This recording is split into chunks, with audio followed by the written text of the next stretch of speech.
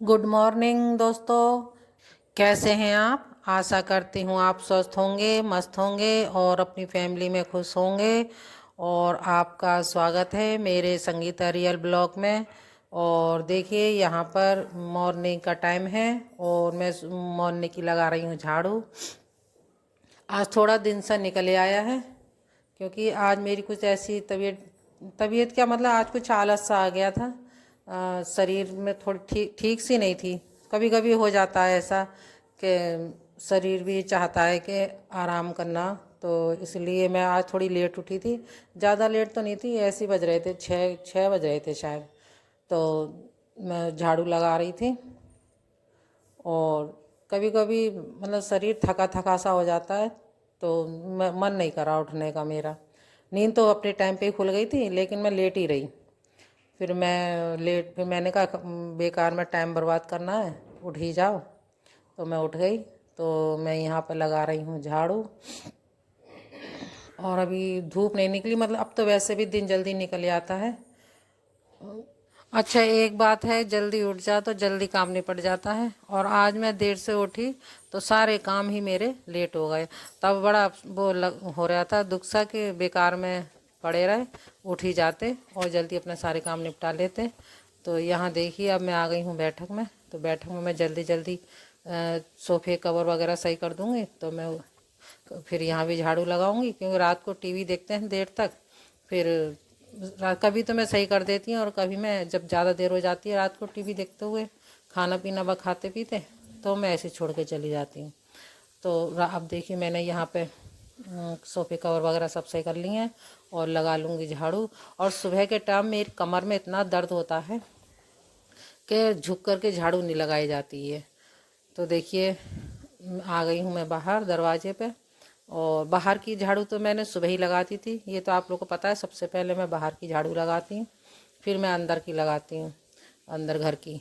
और यहाँ देखिए मैंने झाड़ू लगा ली है और अब मैं कर लूँगी धुलाई जल्दी जल्दी। और आज बड़ा अजीब सा लग रहा है सुबह मतलब देर से उठने के बाद धुलाई वुलाई कर रही हूँ, नहीं तो मैं अंधेरे में ही सब कर लेती हूँ।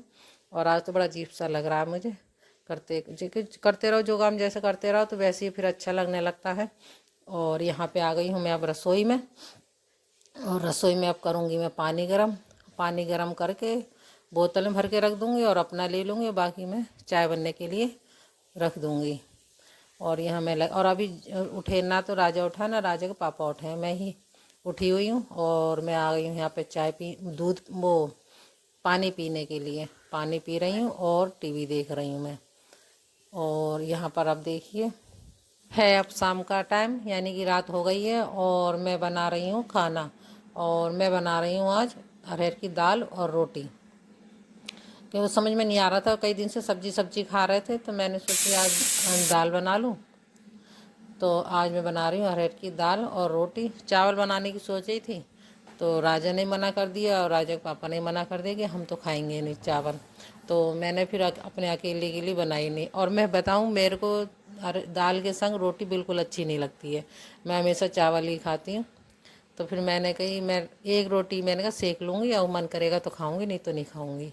तो मैंने राजा के पापा के लायक ही आटा मला, थोड़ा सा ज़्यादा मल लिया था, मैंने बना लिया था।